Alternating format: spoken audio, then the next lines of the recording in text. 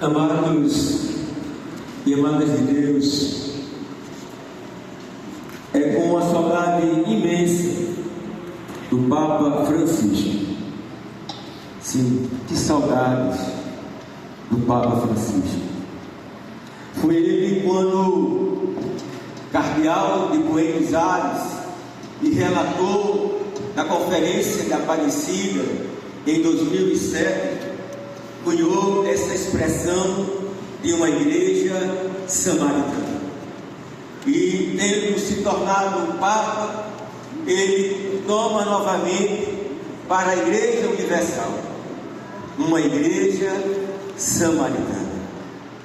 Eu quero saudar ao nosso decano, capelão decano, Padre José Augusto,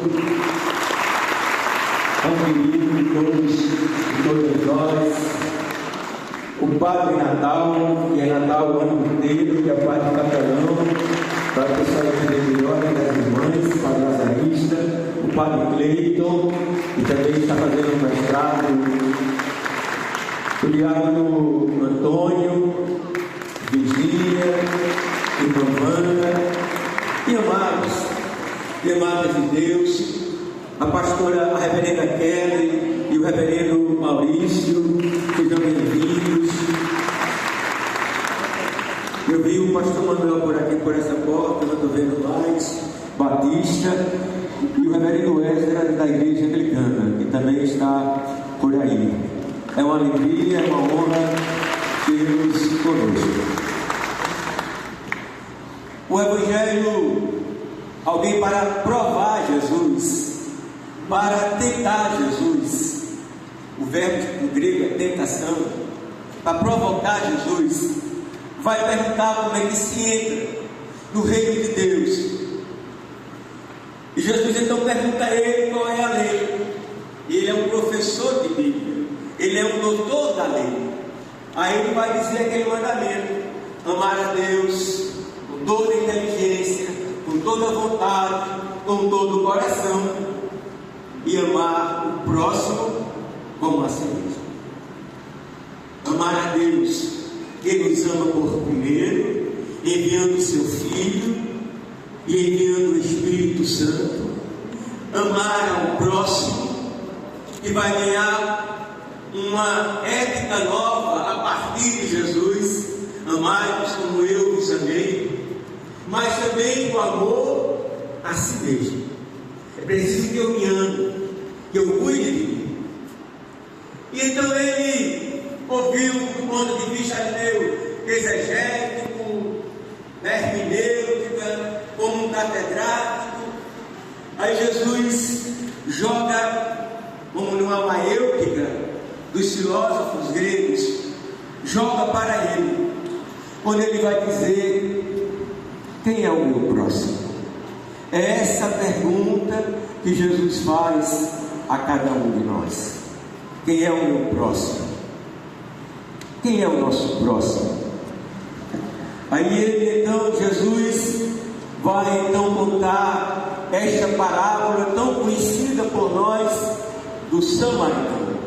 O samaritano é de uma outra religião sincrética, que sofre o preconceito e a discriminação étnico-racial e religiosa por ser sincrético lá na Samaria. Então passa o sacerdote e é indiferente.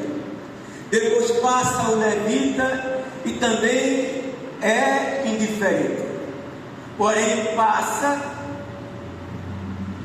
o samaritano. Passou o padre em nada, passou o ministro da Eucaristia em nada, passou um babalorixá. Ele era de uma outra religião sincrética, condenada pelos judeus daquele tempo. E é esse que vai Jesus dizer que viu, sentiu compaixão e se aproximou dele. Nós vivemos num tempo da pós-modernidade, com todas as coisas boas e bonitas desse tempo, um tempo que é profundamente marcado pela indiferença, pelo individualismo, pelo egoísmo. Nessa parábola, Jesus quer nos motivar para que a gente também abra os olhos para ver, perceber, sentir as necessidades dos nossos irmãos e irmãs. E ele então coloca lá na hospedaria, coloca na sua mula e leva até a hospedaria. Nós então somos convidados não somente a se deparar, não somente a se comover, mas a mover-se. E então ele deixa lá na hospedaria, coloca o óleo, coloca o remédio, para que o outro seja curado. Que nossa presença, que a nossa existência, que a nossa vida, como este samaritano que sofria o preconceito e a discriminação, que a gente possa ter a mesma atitude, porque este é o meu próximo. E então ele vai dizer, Jesus, quem estava correto? O sacerdote, o levita ou o samaritano? Ele vai dizer que é o samaritano. E Jesus então diz, e diz também para nós, faça você também o mesmo. Sejamos samaritanos. Mas também que ao ouvir esta palavra da salvação, a gente seja curado de toda e qualquer espécie de preconceito, de discriminação, de intolerância religiosa, de LGBTfobia, de racismo, de misoginia. Jesus quer nos curar, quer nos fazer também samaritanos, amadas e amados de Deus. Na verdade, é Jesus, o bom samaritano, que nos vê, sente compaixão de nós, e por sua cruz e ressurreição, vem nos salvar, vem nos ungir com o Espírito Santo. Nós somos estes caídos na estrada, e Ele vem ao nosso encontro. Por isso que essa palavra do cuidado esteja dentro da nossa casa, da nossa relação interfamiliar, esteja dentro do nosso ambiente de trabalho, eclesial, de lazer. Cuidar um dos outros. E de modo muito especial, cuidar das crianças, das criancinhas e dos idosos.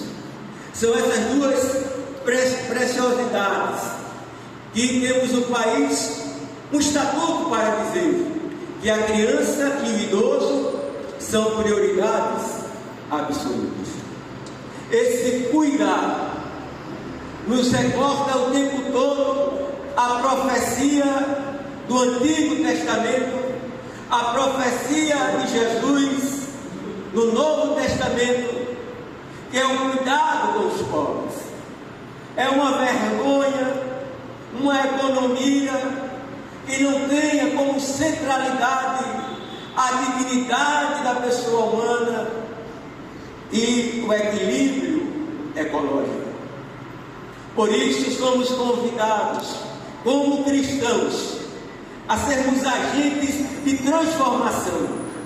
E nesse chão sagrado, chão de Dom Helder Câmara, o homem da oração das madrugadas, o homem das vigílias da madrugada, o homem da Eucaristia logo manhã cedo, às 6 horas, o homem profundamente inebriado de Deus, como ele dizia em um dos seus poemas, que estava embriagado de Deus, ivre de Deus. Ele é o homem que ao mesmo tempo tinha um olhar aqui na porta desta igreja para aquela necessidade urgente, mas também tinha o mesmo olhar para as questões estruturantes. Temos que cuidar, nós temos que viver no mundo inteiro, aonde quase 1 milhão de homens criancinhas, idosos, passam fome, e a gente não pode ficar aqui parado, como canta Erasmo Carlos, que está na trilha sonora do Ainda Estou Aqui. Mas eu não posso ficar aqui parado, no conforto acomodado, como se nada estivesse acontecendo. Aí ele puxa um refrão: é preciso dar um jeito, meu amigo, é preciso dar um jeito. Esse cuidado que se amplia para a questão ecológica, para a questão ambiental, que o Papa Francisco vai cunhar do cuidado com a casa comum. Que cada um de nós fazendo a sua parte, que a sociedade e o poder público fazendo a sua parte, nós possamos garantir para estas e as futuras gerações a vida da fauna, da flora, do homem e da mulher. Como dizia Kofani Oni, secretário da ONU, e também Francisco pega essa mesma frase: ou nos perdemos, ou ganhamos juntos, ou perdemos todos. Mas tem um outro cuidado, amadas e amados de Deus, que é o seu coração. Eu tenho cuidado de mim. Eu tenho ido ao médico. Depois do médico eu tenho que fazer o exame. Depois do exame eu vou para o médico levar o resultado. Depois eu tomo a medicação. A gente corre o risco de cuidar muito dos outros, e não cuidar de si. Eu tenho cuidado da minha saúde mental, psicológica, psiquiátrica. Eu tenho cuidado da minha saúde espiritual, João Paulo. Cuidar de si, amar a Deus e amar ao próximo como a si mesmo. Assim seja. Amém.